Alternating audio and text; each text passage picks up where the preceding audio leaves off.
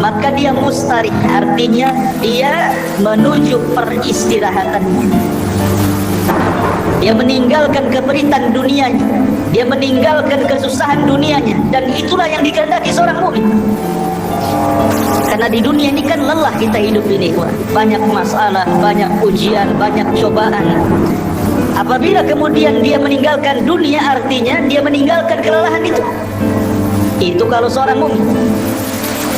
Tetapi kata Nabi SAW, kalau dia orang fajir, orang jahat, mustarah minhu. Apa mustarah minhu? Maksudnya bukan dia yang beristirahat, tetapi orang lain beristirahat dari dia. Orang lain senang dengan kematian, orang lain mengutuk kematiannya, mendoakan buruk kematiannya, bahagia dengan kematian. Itu maksudnya mustarah minhu itu. Jadi seorang mukmin itu memang kematian sangat ditunggu-tunggu, karena memang Nabi SAW yang mengatakan, man ahabba liqa Allah ahabballahu liqa'ah. Barang siapa yang cinta berjumpa dengan Allah, maka Allah pun rindu berjumpa dengan dia. Makanya kenapa diutus malaikat-malaikat seperti itu. Kemudian setelah orang ini dihadapkan dengan malakul maut dan juga rusulul maut, maka kemudian dalam riwayat yang lain, malaikat maut akan menyeru kepada orang yang sedang sakaratul maut dengan panggilan, ya ayyatuhan nafsu at-thayyibah, wahai jiwa yang tenang, kanat fil jasadi thayyib, yang bersarang di jasad yang baik, ukhruji hamidatan, keluarlah dengan sangat terpuji, wa abshiri birauhi wa rauhanin wa rabbi ghairi ghadban, berbahagialah, keluarlah wahai roh-roh yang baik dengan dihadapkan kepada Rabb yang tidak pernah murka kepada anda. Dalam riwayat, marhaban binafsi at-tayyibah, selamat datang jiwa yang sangat baik. Ukhruji ila rabbiki radiyatan mardiyah, keluarlah kepada Rabb yang sudah menanti kamu dengan keridhaan. Tentu panggilan seperti ini akan merangsang ruh itu untuk cepat keluar. Makanya kalau kita melihat di masyarakat kan, terkadang ada orang yang nazar itu sampai berhari-hari tidak keluar ruhnya. Ada yang 1 minggu dia sakaratul maut koma, ada yang 1 bulan tidak mati-mati. Tetapi ruhnya seorang mukmin ketika dipanggil seperti itu, maka Nabi SAW kemudian mempermisalkan ruhnya seorang mukmin ketika dipanggil dengan kata-kata wahai jiwa yang tenang, maka ruhnya itu akan keluar seperti tetesan air yang terakhir di pamisiko, dari mulut teko yang terakhir dia keluar. Kalau saya analogikan ini botol aqua, ini kan banyak air. Kalau kita buka tutupnya ini, kemudian kita tuangkan, tentu air yang pertama kali yang keluar pasti deras, karena masih penuh dengan air. Tapi kalau seandainya air yang dalam botol ini hanya tinggal 1 tetes saja, kemudian kita tuangkan seperti ini, maka air yang 1 tetes itu akan mengalir dengan pelan kan? Dengan pelan, kemudian jatuh persis di mulut teko tadi.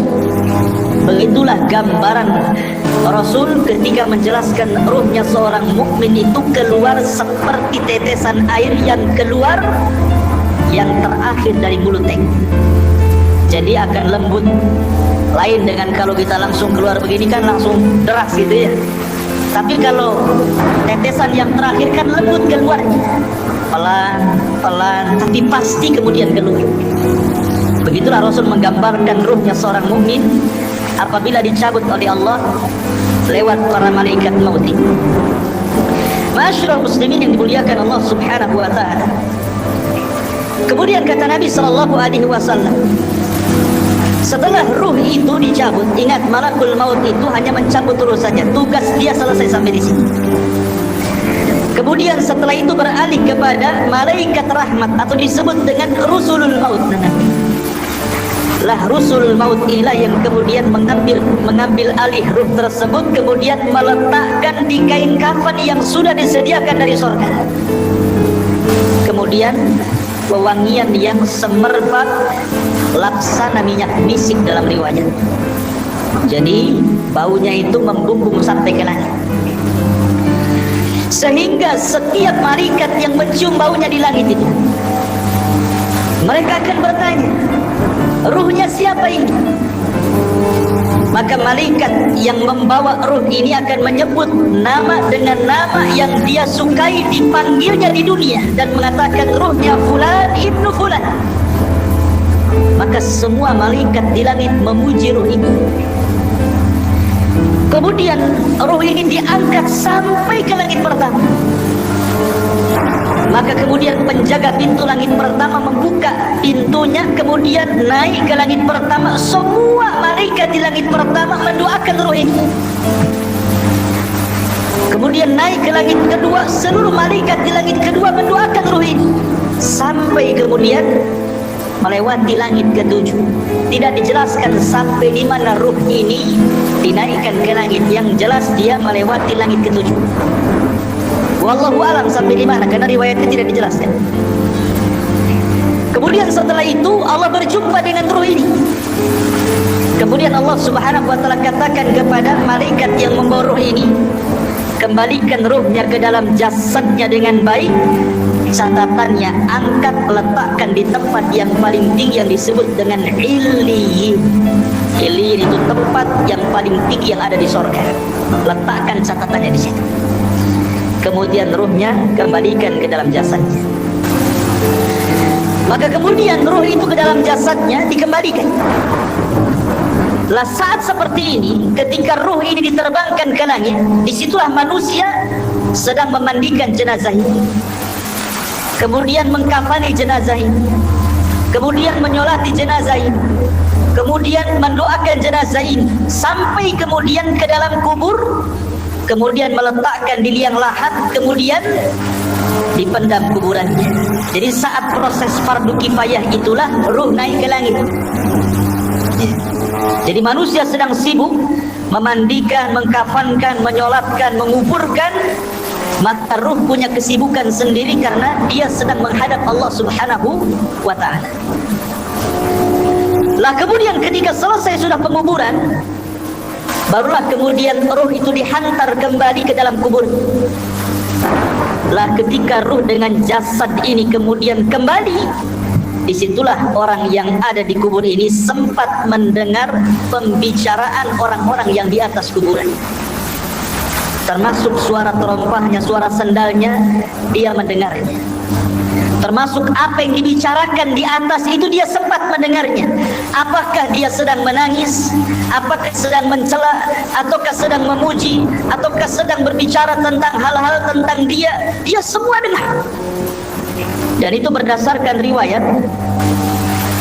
Umar bin Khattab radhiyallahu anhu pernah bercerita ketika Nabi SAW selesai perang Badar. Kemudian pemimpin Quraisy itu semua mati di perang Badar dan dimasukkan ke dalam sumur yang tidak berpenghuni, yang disebut dengan Qalibul Badri. Kemudian Nabi SAW 3 hari menetap di Badar setelah kemenangannya, mulai dari tanggal 17 Ramadan sampai tanggal 20 Ramadan. Kemudian Nabi SAW menghampiri sumur yang dilempar jasad-jasad para pembesar orang kafir, Abu Jahal, Umayyah, kemudian Al-Walid dan semua pembesar Quraisy yang dimasukkan ke dalam sumur itu. Kemudian Nabi SAW mengatakan dengan menyebut satu persatu namanya, wahai fulan, wahai Abu Jahal, wahai Uqbah, wahai Umayyah, disebutkan satu-satu. Kemudian Rasul mengatakan, hal wajadtum ma wa'adakum haqqa laqad wajadna ma wa'adana rabbuna haqqa, kata Rasul. Wahai Abu Jahal dan para pembesar Quraisy yang lainnya, apakah kalian sudah mendapatkan yang kalian janjikan ketika kalian berada di dunia? Kata Nabi SAW, sungguh kami sudah mendapatkan apa yang Allah janjikan kepada kami hari ini berupa kemenangan. Umar bin Khattab radhiyallahu anhu ketika itu merasa heran kenapa Rasul berbicara dengan sumur yang di situ jasad-jasadnya pembesar orang-orang Quraisy itu. Kata Umar, ya Rasulullah, bukankah mereka sudah jadi bangkai? Mereka tidak akan mendengar ucapan. Tapi Nabi SAW mengatakan, ya Rasulullah, ketika Umar mengatakan, atukallimu amwatan, kenapa kau bicara dengan orang mati? Maka Rasul mengatakan, wallahi ya Umar, ma antum asma lima aqulu lahum. Kalian tidak lebih mendengar dibandingkan orang-orang yang ada dalam sumur ini kepada ucapan. Artinya para pembesar Quraisy yang sudah mati, yang sudah dimasukkan ke dalam sumur itu sangat mendengar ucapan Nabi. Dari sini istinbat para ulama bahwa apabila orang masuk ke dalam kuburan, maka dia mendengar saat itu apapun yang dibicarakan orang di atas kuburan itu. Makanya pentingnya kita ini menjadi orang baik. Sebab kalau orang jahat pasti akan dibicarakan keburukan di atas kuburan, dan itu menakutkan dia dalam kuburan kan itu. Tetapi kalau yang dibicarakanlah pujian-pujian, tentu akan menenangkan, karena tidak mungkin Allah mengumpulkan dua rasa takut, baik ketika di dunia ataukah ketika di dalam kuburan. Tidak mungkin Allah kumpulkan dua rasa takut. Kalau dia takut di dunia semasa hidupnya, maka dia akan merasa aman di kuburannya. Tapi kalau dia merasa aman di dunia, maka dia akan merasa takut di kuburannya. Lah ketika kemudian dia sempat mendengar suara-suara pembicaraan orang yang di atas kuburan, sampai yang terakhir sandal yang melangkah meninggalkannya, disitulah malaikat. Kemudian orang ini sempat mendengar akhir suara terompah yang meninggalkan jauh sampai di pintu gerbang kuburan. Disitulah Allah Subhanahu wa ta'ala kirim amal solehnya. Dalam riwayat yang dikeluarkan atau yang diriwayatkan Abi Hurairah radhiyallahu an, tiba-tiba kemudian datanglah salat inda ra'sihi waz zakatu an yaminihi wasyamu an yasarihi wa kana fi'lul khairati min sadaqatin wassilahi wal ma'rufi wal ihsan ila nasi inda rijlaihi.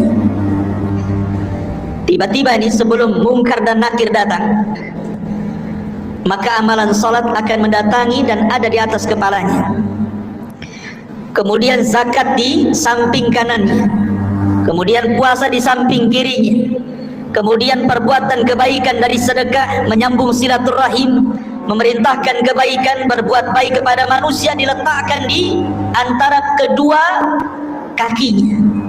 Karena kan posisi dia berbalik, ya, posisi orang yang dikuburkan berbalik, sehingga di arah kepalanya ada sholat, kemudian samping kirinya ada puasa, samping kanannya ada zakat, kemudian di sebelah kakinya ada sedekah, ada silaturahim, ada kebaikan, dan begitu seterusnya. Dan amalan-amalan ini menjelma sebagai manusia. Jadi amalan-amalan soleh itu, salat akan menjadi manusia, kemudian zakat akan menjadi manusia, dan akan mengelilingi dia dalam kuburannya. Sehingga kemudian ketika mungkar dan nakir ini datang, kemudian hendak membentak dengan fitnah kubur, dengan pertanyaan-pertanyaan kuburannya dari arah kepalanya, maka amalan yang ada di kepalanya, amalan sholatnya akan mendorongnya dan mengatakan, ma qibali madkhal, tidak ada jalan lewat sini. Kemudian yang ketika malaikat mungkar dan nakir akan bertanya dari sebelah kirinya, maka akan didorong oleh amal soleh sebelah kirinya dan mengatakan, ma qibali madkhal, tidak ada jalan kau untuk bertanya kepada orang ini. Dan begitu seterusnya, setiap kali malaikat mungkar dan nakir bertanya ini dari arah mana saja, maka kalian dilindungi oleh amal solehnya. Subhanallah ikhwan. Sehingga malaikat yang akan memfitnah kubur ini kebingungan harus bertanya dari arah mana. Makanya kemudian disebutkan dalam riwayat ini, fayajlisu wa qad tamathalat lahu asy-syamsu wa qad danat lil ghurub fayuqalu lahu akhbirna amma nas'aluka fayaqulu da'uni hatta usalli. Ketika kemudian malaikat maut atau malaikat mungkar nakir hendak bertanya, tiba-tiba tidak digubris, tidak direspon oleh orang ini dan mengatakan, jangan tanya saya hendak sholat. Dia kepikiran ingin sholat. Bayangkan, ruhnya seorang mukmin yang ada dalam kubur itu masih kepikiran ingin sholat dan mengatakan, da'uni hatta usalli, jangan dulu kau tanya aku sampai aku laksanakan sholat, katanya. Padahal sudah tidak ada sholat lagi di kuburan. Tapi begitulah ruhnya seorang mukmin, semangat ibadahnya itu sampai dalam kuburan. Akhirnya kemudian dia pun didudukkan dengan cara baik, kemudian juga ditanya dengan cara baik masalahnya. Dalam sebuah riwayat bahwa malaikat mungkar dan nakir ini saat bertanya kepada ruhnya orang yang beriman ini, kata Nabi SAW bahwa bentuknya ini memang luar biasa, sangat menakutkan. Di mana suaranya kalbarki, suaranya malaikat mungkar dan nakir itu seperti petir, menggelegar. Kemudian juga ucapannya seperti kilat dan wajahnya sangat menakutkan.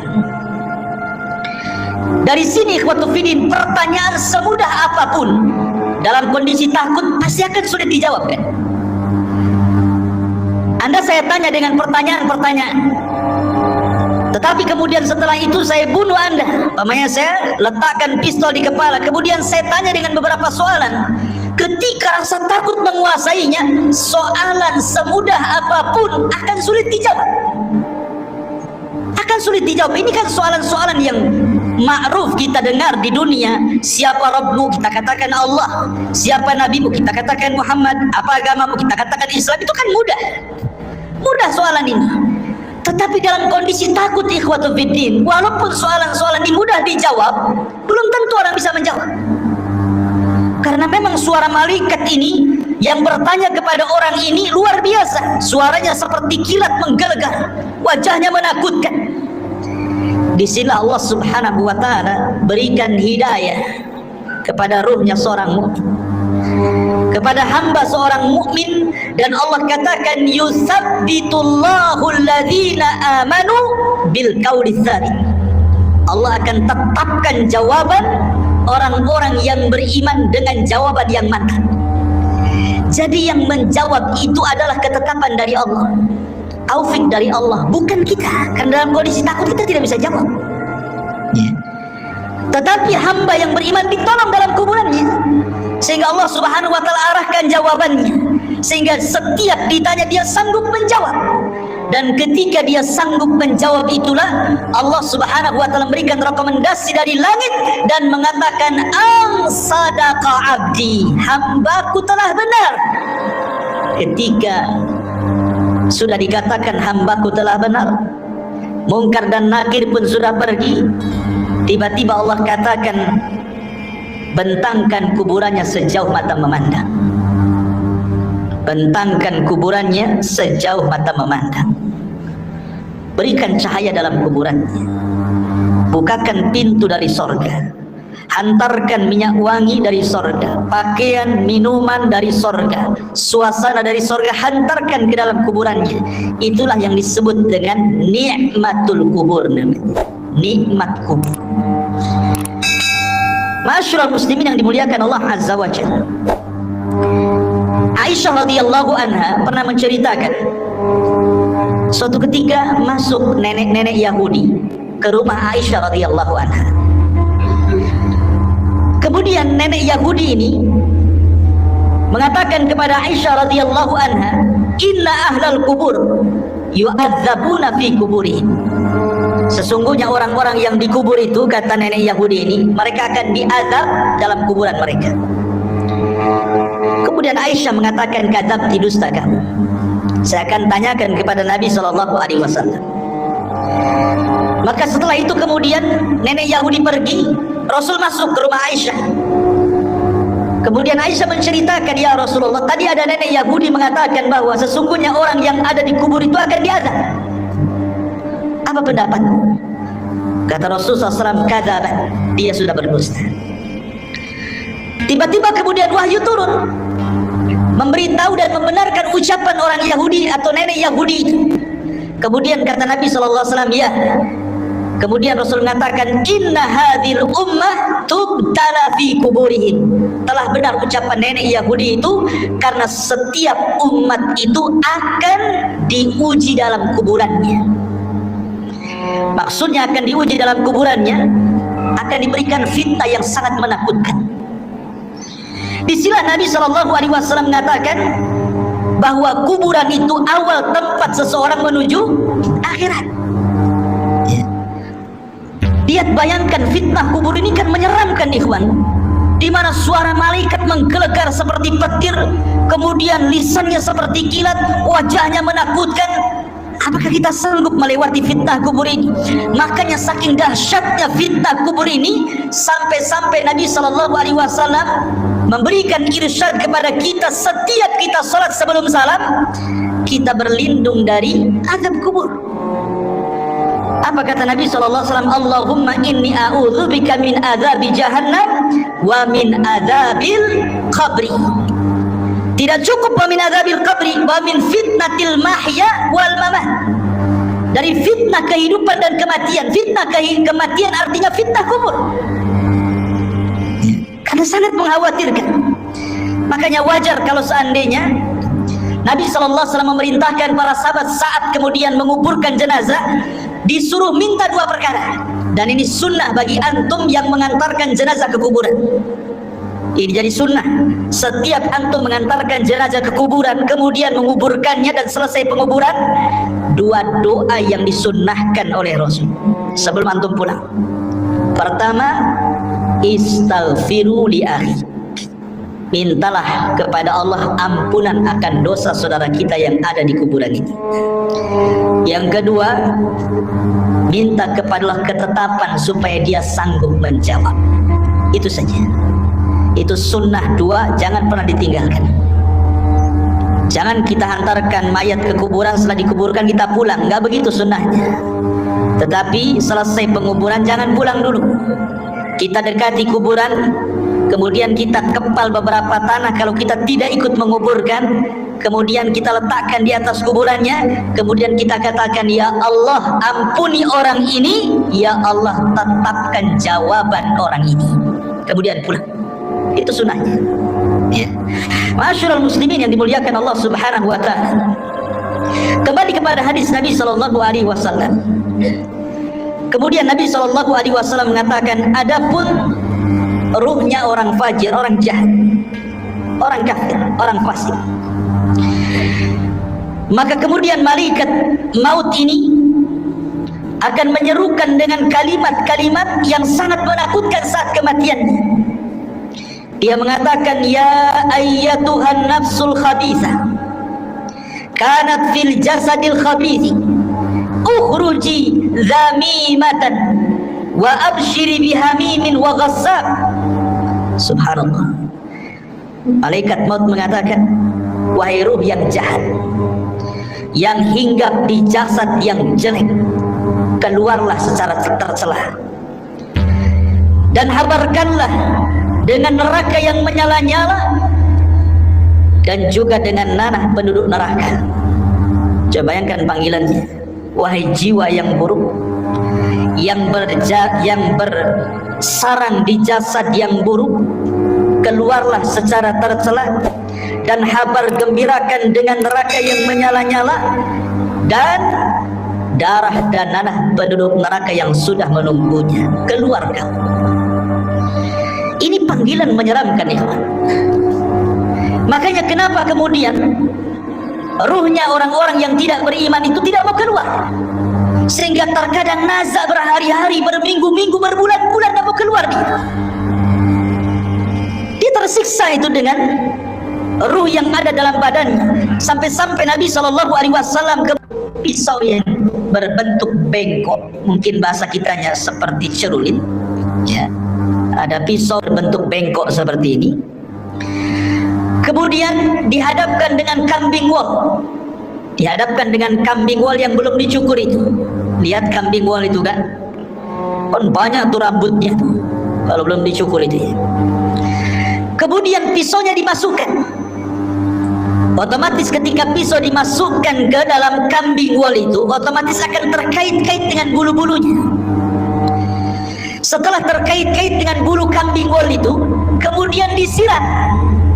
Anda bisa bayangkan, akhirnya kemudian makin lengket dengan pisau itu. Kemudian setelah lengket dengan pisau, kemudian kata Nabi SAW, pisau itu kemudian ditarik dengan cara paksa. Kira-kira apa yang terjadi? Akan merontokkan setiap bulu-bulu kambing wol itu. Maknanya ketika ruhnya orang fasik, orang fajir, orang kafir dicabut itu, maka akan merontokkan seluruh persendiannya, seluruh tulang-tulangnya, dan dia akan menjerit. Tidak ada yang tahu rasa sakitnya kecuali Allah, dan jeritannya tidak ada yang mendengar kecuali binatang. Manusia tidak dengar, tetapi para binatang tahu. Dan tidak ada yang bisa merasakan rasa sakit seperti itu kecuali Allah yang tahu rasa sakitnya. Jangan lagi orang fasik, ikhwan, orang yang beriman saja. Kata Nabi SAW, wa inna fil al-mauti la saqarat. Dalam kematian itu kan ada keperitan, ada rasa sakit. Setiap orang pasti merasakannya. Nabi saja merasakannya. Tetapi rasa sakit yang diderita seorang mukmin saat kematian itu adalah, boleh jadi itu akhir penggugur dosa dia. Tapi rasa sakit yang diderita orang fajir, orang fasik, orang kafir, boleh jadi itu awal azab saat kematiannya. Ma'asyiral muslimin yang dimuliakan Allah Azza wa Jalla. Kemudian setelah itu ruh itu keluar, apa yang terjadi? Kata Nabi SAW, maka dia sudah disediakan kain kafan dari neraka. Kain kafan dari neraka itu artinya ini bukan kain kafan biasa, kain kafan yang penuh dengan api, dengan bau busuk penduduk neraka yang melambung ke langit. Ketika para malaikat itu mencium baunya, semua membencinya, semua mengutuk dan melaknatnya. Ini ruhnya siapa? Bau sekali. Tidak ada yang memuji ruh ini. Sehingga ketika betul-betul Rasulul Maut ini mengangkat ruh itu dalam kain kafan di neraka sampai membumbung ke langit, apa yang terjadi? Tidak ada satupun pintu langit yang mau dibuka. Lihat bahasa Al-Quran. Allah Subhanahu wa ta'ala mengatakan dalam surah Al-A'raf ayat 40, la tufattahu lahum abwabus sama wala yadkhuluna al-jannah hatta yalijal jamalu fi sammil khiyat. Pintu-pintu langit tidak ada yang dibuka, satu pun. Bahkan mereka tidak akan masuk ke dalam surga sampai ada cerita unta masuk ke lubang jarum. Bagaimana mungkin unta yang sangat besar masuk ke lubang jarum?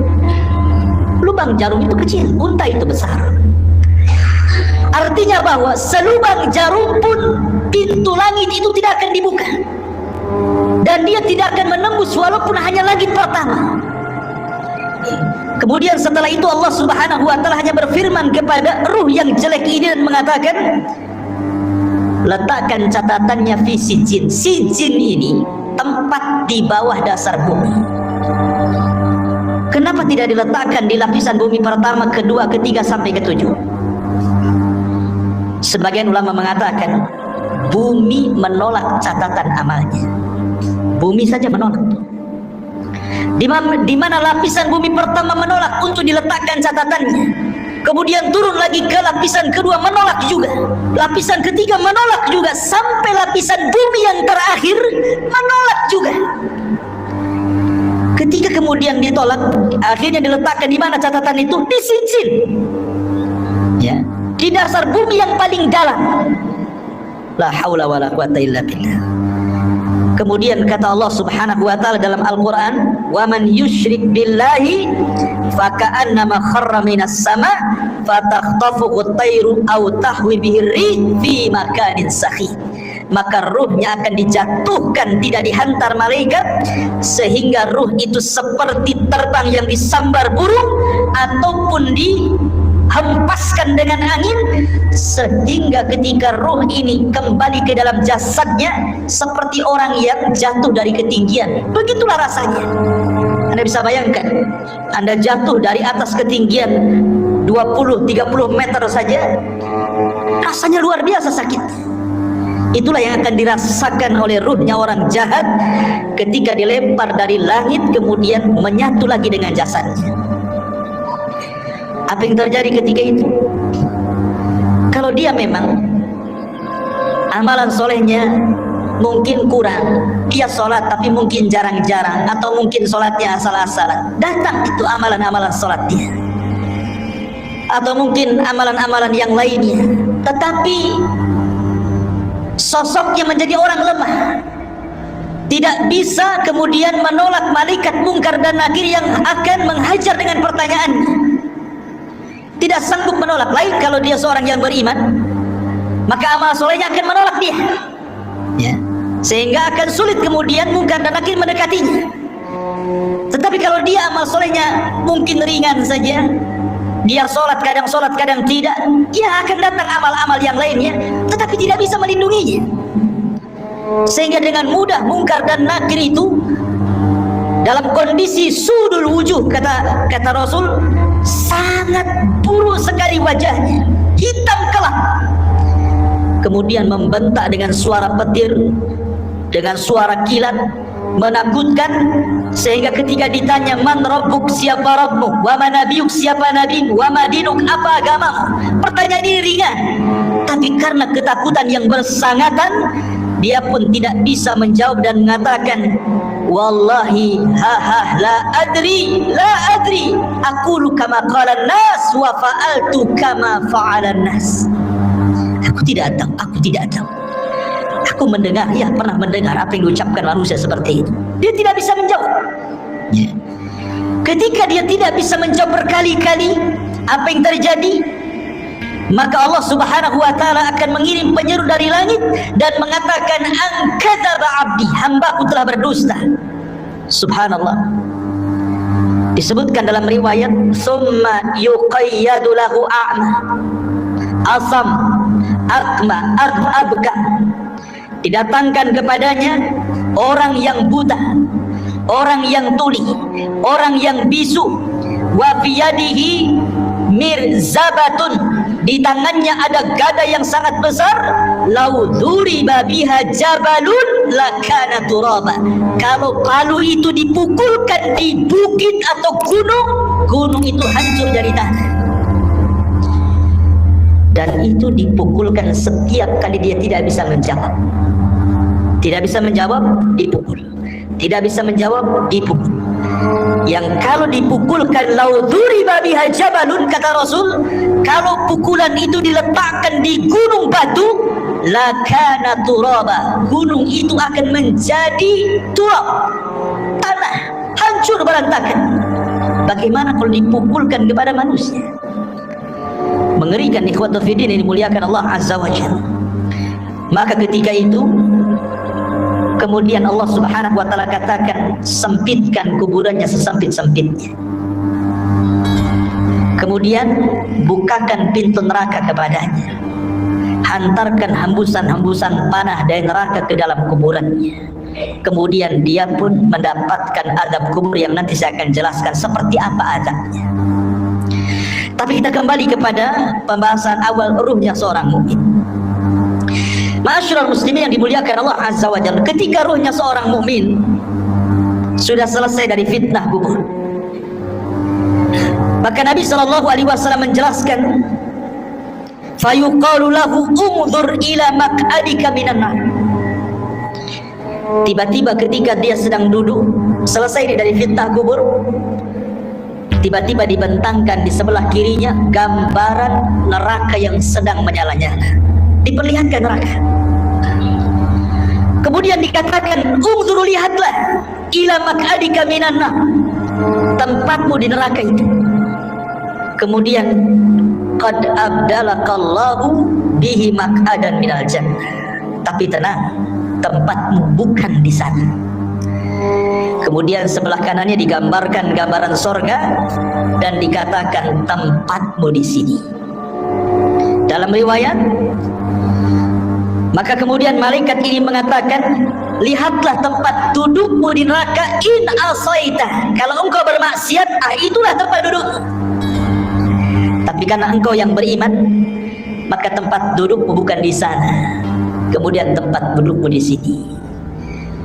Ketika dia melihat bagaimana sorga dengan gambaran keindahannya diperlihatkan itu dalam kuburan itu, apa yang terjadi? Maka dia langsung berteriak dan mengatakan, Ya Rabb, akimisah, Ya Rabb, tegakkan kiamat, supaya aku bisa kembali ke istana dan keluarga. Tetapi Allah subhanahu wa ta'ala mengatakan, belum, kiamat masih panjang. Dalam riwayat yang lain, nim naumatal arush, sebaiknya kau tidur seperti tidurnya pengantin baru. Sehingga ketika dia terbangun, seolah-olah dia tidur zuhur dan bangun asar, kiamat sudah dibangkitkan. Artinya kehidupan kuburan tidak akan terasa walaupun zaman berlalu. Anggaplah mungkin zaman dulu, zaman Nuh, orang-orang yang beriman itu meninggal dunia, sampai hari ini kan kiamat belum dikiamat-kiamatkan. Bagaimana kehidupan mereka? Rupanya mereka ditidurkan oleh Allah di atas kenikmatan yang disebut dengan nikmat kubur, karena ruh mereka diberikan nikmat oleh Allah. Nanti ada pembahasan kemana ruhnya orang yang beriman dalam kuburan ini. Tapi jasadnya dikuburkan ya. Mereka tidak akan merasakan, sehingga ketika kiamat dibangkitkan baru dia tertidur, terbangun dari tidurnya, seolah-olah hanya setengah hari saja, mulai zuhur sampai asar dia tidur, kemudian dia terbangun. Rupanya Israfil sudah menyiapkan sangkakalanya untuk meniup sangkakala pertama kiamat, kehancuran alam semesta pertama dibangkitkan. Ma'asyiral muslimin yang dimuliakan Allah subhanahu wa ta'ala. Kemudian setelah kemudian orang yang beriman mendapatkan nikmat kubur, dan orang-orang fajir dan fasik mendapatkan azab kubur, di sana ada peristiwa yang tidak mungkin orang lepas.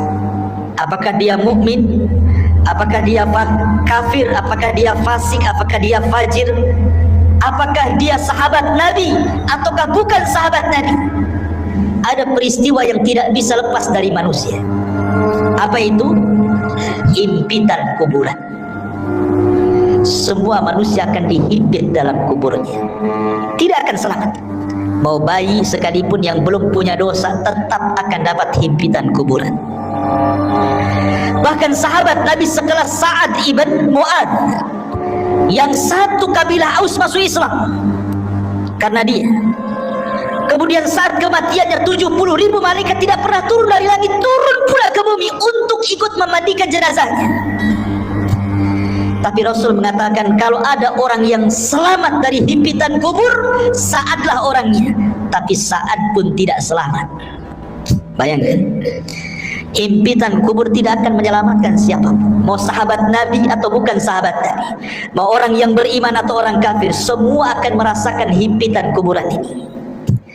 Tapi sebagian para ulama membahas, tentu akan ada perbedaan himpitan bagi orang yang beriman dengan himpitan bagi orang kafir atau fasik.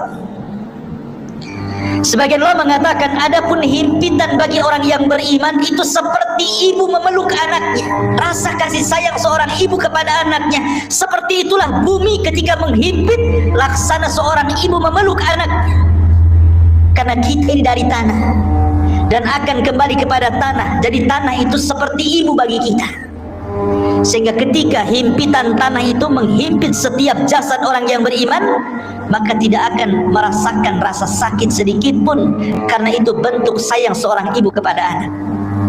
Tetapi kalau yang dihimpit itu orang kafir, orang fasik, orang fajir, orang jahat, maka dia akan merasakan sakit yang luar biasa. Dia akan menjerit-jerit, semua tidak ada yang mendengar kecuali binatang jeritannya, karena akan mematahkan semua tulang, persendian dan begitu seterusnya. Ma'asyiral muslimin yang dimuliakan Allah Azza wa Jalla, inilah sekilas gambaran ruhnya orang mukmin, fasik, fajir, fasik, munafik dan begitu seterusnya saat kematian. Kita masuk pada pembahasan yang kedua tentang macam-macam azab kubur. Masyarul muslimin yang dimuliakan Allah Azza wa Jalla, azab kubur itu adalah sebuah hal yang wajib kita imani. Syekhul Islam Ibn Taimiyah rahimahullah ta'ala mengatakan, waqad tawataratil akhbar an Rasulillah sallallahu alaihi wasallam fi thubuti adabil qabri. Kabar-kabar tentang adab kubur, kata Syekhul Islam Ibn Taimiyah, derajatnya sampai tingkat mutawatir. Jangan sampai diingkari karena riwayatnya mutawatir. Artinya mutawatir itu banyak sekali riwayatnya. Dan dikatakan oleh Al-Imam Al-Munawi, adzabul qabri haqqun. Azab kubur itu sebuah hak adanya. Dan Imam Ghazali mengatakan, man angkarahu fahuwa mubtadi'un. Siapa yang mengingkari azab kubur maka dia adalah ahli bid'ah. Dan Imam Suyuti mengatakan, adzabul qabri wa adzabul barzakh. Azab kubur adalah azab barzakh. Udhifa ilal qabri li'annahu al-ghalib. Kenapa disebut kubur? Karena memang umumnya orang dikubur. Tapi sebenarnya ini disebut dengan barzah. Barzah itu artinya penghalang tembok antara kehidupan dunia dengan kuburan. Makanya tidak akan bisa orang itu mengintip kehidupan kuburan. Kenapa? Karena ada barzah, tembok yang menghalangi antara kita dengan mereka. Walaupun Anda pasang CCTV sekalipun, kita letakkan CCTV dalam kuburannya, maka kita tidak akan mampu melihat mungkar, nakir, peristiwa apapun yang ada di kuburannya. Ingat, karena ada barzah tadi. Barzah itu penghalang antara kehidupan kita di atas bumi dengan kehidupan di bawah bumi. Masyarul muslimin yang dimuliakan Allah Subhanahu wa ta'ala, bicara tentang adab kubur ada 9 poin yang ingin saya jelaskan. Yang pertama, tadi sudah dijelaskan dalam riwayat yang kita sudah lalui penjelasannya. Al-dharbu bimit'araqatin min hadidin. Pertama, pukulan dengan palu dari besi yang bisa menghancurkan gunung.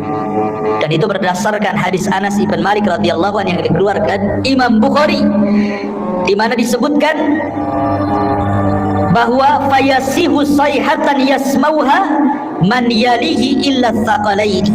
Ketika dia dipukul dengan palu itu, tidak ada manusia atau jin yang mendengarnya kecuali makhluk dari selain keduanya. Artinya jin dan manusia tidak bisa mendengar jeritannya. Yang bisa mendengar hanyalah binatang-binatang itu.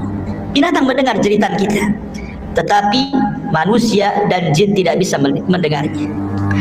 Kemudian yang kedua, yufrashu lahu qabruhu naran wa yulbasu naran wa yuftahu lahu babu ila an-nar wa yudayyaku alaihi qabruhu wa yudrabu bimitraqatin adimatin law dhuriba biha jabalun la sarat turaba wa yubashshiru bil adabi fil akhirah. Kemudian yang kedua, azab kubur itu terkadang dalam bentuk dihamparkan tikar dari neraka, dipakaikan pakaian dari neraka, dibukakan pintu dari neraka, disempitkan kuburannya, diletakkan palu yang bisa menghancurkan gunung, dan ditakut-takuti dengan azab akhirat. Bayangkan orang yang di kuburan, sebagian mereka dibentangkan tikar dari neraka, dipakaikan pakaian dari neraka lagi, dibukakan pintu dari neraka lagi, disempitkan lagi kuburannya. Subhanallah. Ini azab kubur yang kedua. Gambaran azab kubur yang kedua bisa dibaca dalam hadis yang dikeluarkan Imam Ahmad, Abi Dawud dari hadis Bara bin Azib. Kemudian yang ketiga, al-khasfu fil ardi. Terkadang dibuat gempa dalam kuburan. Yang merasakan orang yang dikubur saja tuh. Kita di atas bumi tidak ada gempa, tapi yang ada di kubur itu merasa digempakan, seolah-olah dia di kemudian bumi itu digempa-gempakan, dan dia merasakan seperti itu. Dan ini berdasarkan hadis Ibnu Umar radhiyallahu anhuma yang dikeluarkan Imam Bukhari dan Muslim. Kemudian yang keempat, syakku janibai al-fammi ila qafah. Terkadang datang malaikat yang menakutkan, kemudian membawa celurit yang sangat tajam, kemudian dimasukkan ke mulutnya, kemudian diiris sampai ke tengkuknya. Jadi tarik, dimasukkan pisau itu ke mulutnya, kemudian ditarik sampai ke tengkuknya. Alhamdulillah. Atau terkadang radkhul ra'si bil hijarah. Ada malaikat yang membawa batu besar, kemudian orang itu dibaringkan, kemudian dibentur-benturkan kepalanya. Kalau hancur nih, dikembalikan lagi kepalanya menjadi bentuk baru, dihancurkan kembali, dan begitu seterusnya. Terkadang al-harqu fi tannuri minan nar, disediakan satu mangkok, satu bejana yang sangat besar, isinya air yang mendidih dari api neraka, kemudian digorengkan di dalam. Atau terkadang as-sibahatu fi nahri min dhamin ma'a dharbi bil hijarah. Tiba-tiba kemudian dia dihadapkan dengan sungai, semuanya bentuk darah. Kemudian dia diletakkan di tengah-tengah sungai darah itu. Kemudian dia akan berenang, tidak bisa ke pinggir, karena setiap ke pinggir maka akan dipukulkan batu yang sangat besar ke mulutnya, sehingga dia akan berputar-putar sampai mati hidup lagi, dan begitu seterusnya. Dan 4 poin ini berdasarkan hadis Bukhari yang dikeluarkan atau yang diriwayatkan oleh Samurah ibn Jundab radhiyallahu anhu. Kemudian yang nomor 8, ishti'alul malil masuk minal ghanaim ala sahibi. Kalau dia dahulunya di dunia suka mencuri ghanimah, harta rampasan perang yang belum dibagi, maka harta itu akan didatangkan dan akan menyala-nyala seperti api yang sangat besar dan menyambar-nyambar dirinya. Atau yang terkadang, yang terakhir yang nomor 9, wa ma hadzal adab al-hissi hunaka aidan adabul ma'nawi. Ini kan adab hissi, adab badannya, tapi di sana juga adab, ada yang disebut adabun ma'nawi, adab secara makna, dengan ditakut-takutinya dia dengan neraka.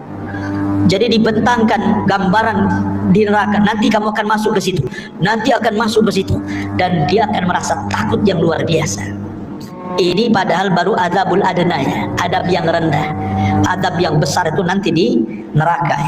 Ini 9 gambaran tentang adab kubur. Adapun adab kubur sendiri, ikhwan, itu terbagi menjadi 2. Ada adab kubur itu yang azabun daim la yanqati'u ila qiyamis sa'ah. Adabnya terus sampai kiamat dibangkitkan, enggak terputus. Dan yang kedua, ada adab kubur itu tidak terus tetapi terputus. Seperti apa gambarannya? Yang pertama, azab kubur yang tidak terputus sampai kiamat adalah azab kubur bagi orang kafir dan bagi orang munafik, dan itu disebutkan dalam surah Ghafir ayat 46. Adapun azab yang terputus adalah azabnya usatul muwahhidin. Mungkin di dunia dia ahli tauhid, orang yang beriman, tetapi terjerumus kepada kemaksiatan. Dia sholat tapi masih berzina, dia sholat masih berdusta, dia sholat mungkin riba, dan begitu seterusnya. Jadi dia masih berbuat baik, beribadah, tapi satu sisi dia bermaksiat, ya. Maka orang-orang yang seperti ini tidak terus-menerus sampai kiamat. Akan tetapi orang yang seperti ini akan terputus azabnya dengan rahmat Allah Subhanahu wa ta'ala. Jadi akan terputus dengan rahmat Allah Subhanahu wa ta'ala. Itu berdasarkan hadis Abdullah ibn Umar radhiyallahu anhuma. Nabi mengatakan, inna ahadakum idza mata urida alaihi maq'aduhu bil ghadati wal 'ashi. In kana min ahlil jannah famin ahlil jannah, wa in kana min ahlin nar famin ahlin nar. Yuqalu hadza maq'aduka hatta yab'atsaka Allahu ilaihi yaumal qiyamah. Kata Nabi SAW, sungguhnya salah seorang di antara kalian apabila mati, maka akan ditampakkan tempat duduknya siang dan malam. Kalau dia termasuk penduduk sorga, maka dia akan menjadi penduduk sorga. Kalau dia termasuk penduduk neraka, maka selamanya dia akan diazab sampai kiamat dibangkitkan. Artinya kalau orang beriman, ya akan diazab, tetapi ada akhirnya, terputus. mungkin dengan rahmat dan kasih sayang Allah Subhanahu wa taala. Tapi kalau dia orang kafir, orang munafik, maka tidak akan terputus. Kemudian pembahasan yang keempat tentang apa penyebab azab kubur. Penyebab azab kubur yang paling dominan adalah an-namimat, orang yang suka mengadu domba. Wa adamu tanazzuh minal baul, dan tidak perhatian dengan kebersihan hadas. Dia kencing sembarang. Kan banyak orang yang kencing sembarang, ya, tidak cebok gitu ya, tidak jelas ceboknya. Dan ini berdasarkan hadis Nabi SAW dari Abdullah ibn Abbas radhiyallahu anhuma. Jadi Nabi SAW ketika itu lewat di dua kuburan, dua-duanya sedang diadab. Kemudian Rasul mengambil pelepah kurma, kemudian dibelah dua, kemudian ditancapkan di dua kuburan. Kemudian Rasul mengatakan, mudah-mudahan dengan dua pelepah kurma yang belum kering ini bisa meringankan azabnya. Kemudian sahabat mengatakan, kenapa orang itu diadab wahai Rasul? Kata Rasul, yang satu karena dia namimah, suka mengadu domba. Yang satu karena tidak pernah bersih apabila membersihkan hadas. Ini dua poin. Yang ketiga, ghibah. Orang yang suka menggibah. Dan ini berdasarkan hadis yang dikeluarkan Imam Ahmad dan juga At-Tabrani dengan sanad yang sahih dari hadis Abi Bakrah. Bahwa Nabi SAW mengatakan salah satunya adalah yang menjadikan penyebab azab kubur adalah ghibah. Ghibah itu membicarakan orang yang kalau orang itu mendengarnya dia tidak suka. Kemudian yang nomor 4, al-ghulul. Dia khianat dalam harta, mencuri harta orang. Kemudian juga yang nomor 5, hajrul Qur'anil Karim wa rafduh. Dia tidak suka dengan Quran. Dan penyebab orang jauh dari Al-Quran hari ini apa? Handphone. Yang menyebabkan orang jauh dari Quran itu HP atau handphone. Subhanallah, gara-gara handphone, Quran itu tidak pernah disentuh lagi. Alasannya sudah ada aplikasi Al-Quran di dalam handphone. Saya nggak yakin orang punya handphone itu ada aplikasi Quran kecuali download kan. Harusnya yang pertama kali kalau antum beli handphone itu yang di-download itu Quran kan? Harusnya yang pertama kan? Tapi enggak, yang pertama di-download apa? Facebook dulu, YouTube dulu, Instagram dulu, kan begitu ya? Quran itu belakangan kalau butuh saja. Padahal harusnya yang pertama itu. Subhanallah ya. Sekarang ini banyak orang yang mengeser hal-hal yang baik, tetapi hanya sekedar copy paste, kemudian pemberitahuan ibadah kepada manusia lewat medsos, tapi dia sendiri malas ibadah kan? Malas. Bahkan orang yang ibadah saja sekarang diberitahu. Kalau dulu orang sholat malam, tidak ada yang memberitahu dia sedang sholat malam kan? Sekarang dia kasih tahu orang. Kalau dia sedang sholat malam itu dia kasih tahu orang dengan cara apa? Ya nulis status lah di Facebook. Ya mudah-mudahan ada yang bangun jam sekian. Maksudnya itu ingin ngasih tahu bahwa dia bangun. Cuman ngasih tahu saja.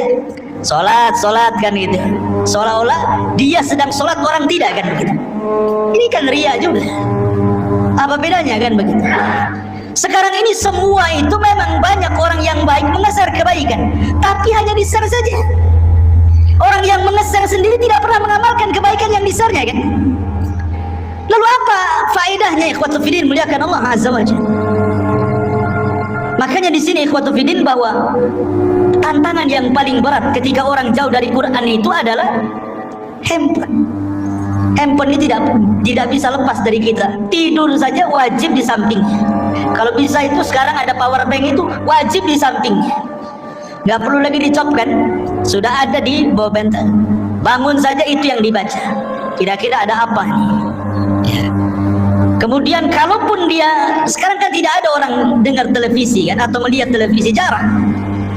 Orang sekarang pegang handphone, di mobil pegang handphone, di pekerjaan tinggal handphone. Kalau hilang handphonenya, itu kayaknya hilang dunia dari dia. Ya kan?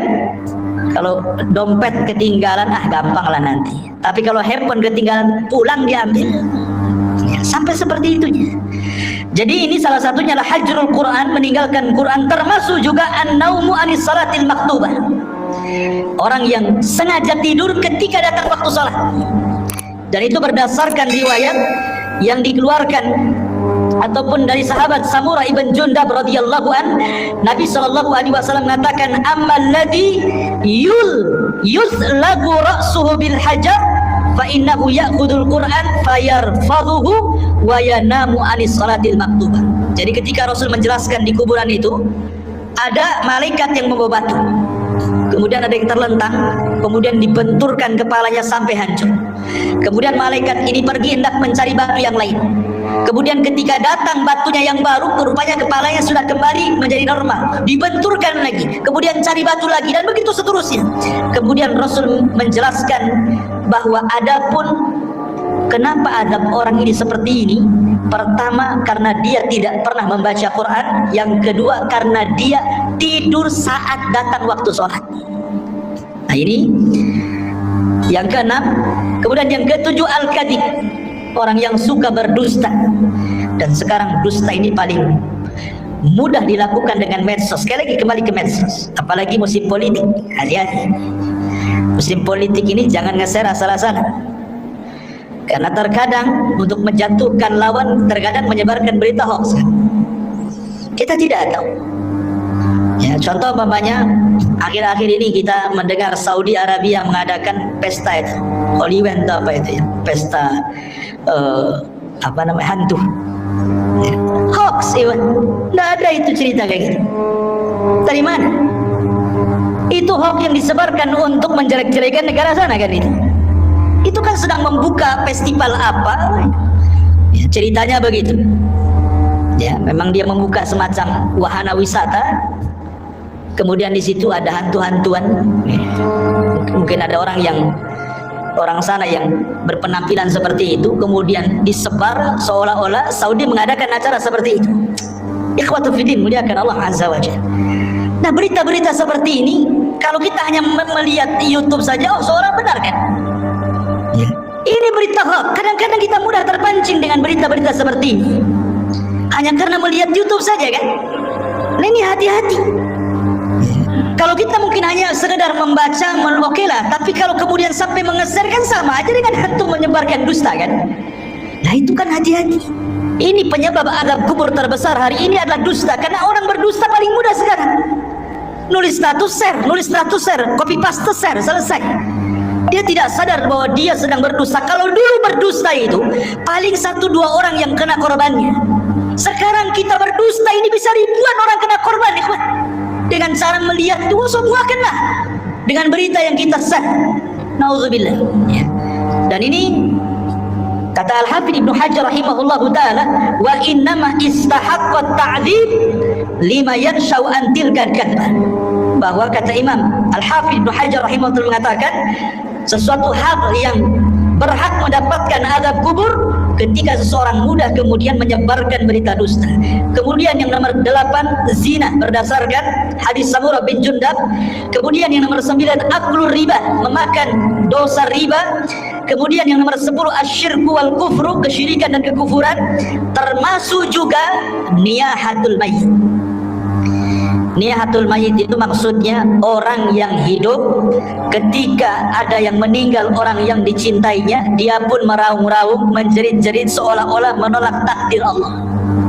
Ya, seolah menolak takdir Allah. Ini bahaya karena membuat orang yang meninggal itu diazab. Kata Nabi SAW, yu'adzabul mayyitu bibukai ahlihi atihi. Bahwa mayit akan diazab dengan tangisan orang yang hidup kepadanya.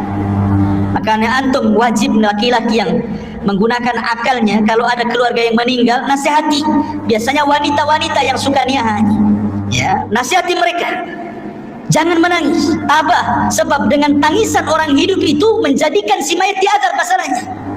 Nah, ini juga termasuk daripada azab kubur. Dan banyak sekali. Kemudian secara singkat amal-amal yang bisa menyelamatkan dari azab kubur. Pertama, perbanyak baca surah Al-Mulk. Tabarakalladzi biyadihil mulku wa huwa ala kulli syai'in qadir. Perbanyak baca surat Al-Mulk. Kemudian yang kedua, perbanyak amal saleh. Kemudian yang ketiga, berdoalah agar kita diwafatkan di hari Jumat. Berdoa kepada Allah agar kita diwafatkan di hari Jumat dan kita bersabar saat ditimpa sakit. Kalau seandainya kita sabar saat sakit kemudian meninggal, boleh jadi itu husnul khatimah. Karena saat-saat orang sakit itu biasanya setan lebih dekat dibandingkan saat dia sembuh. Ingat, orang sakit itu lebih dekat dengan setan dibandingkan dengan Allah. Bahwa mayit akan diazab dengan tangisan orang yang hidup kepadanya. Makanya antum wajib, laki-laki yang menggunakan akalnya, kalau ada keluarga yang meninggal, nasihati. Biasanya wanita-wanita yang suka niyah, ya, nasihati mereka. Jangan menangis, tabah, sebab dengan tangisan orang hidup itu menjadikan si mayat diazab masalahnya. Nah, ini juga termasuk daripada azab kubur. Dan banyak sekali. Kemudian secara singkat amal-amal yang bisa menyelamatkan dari azab kubur. Pertama, perbanyak baca surah Al-Mulku. Tabarakalladzi biyadihil mulku wa huwa ala kulli syai'in qadir. Perbanyak baca surat Al-Mulk. Kemudian yang kedua, perbanyak amal saleh. Kemudian yang ketiga, berdoalah agar kita diwafatkan di hari Jumat. Berdoa kepada Allah agar kita diwafatkan di hari Jumat. Dan kita bersabar saat ditimpa sakit. Kalau seandainya kita sabar saat sakit kemudian meninggal, boleh jadi itu husnul khatimah. Karena saat-saat orang sakit itu biasanya setan lebih dekat dibandingkan saat dia sembuh. Ingat, orang sakit itu lebih dekat dengan setan dibandingkan dengan Allah. Karena biasanya kalau orang sakit, ikhwan, apalagi kalau sudah bertahun, itu biasanya mudah putus asa. Terkadang di antara mereka lah sudah lebih mati saja daripada diusahkan orang hidup, ya.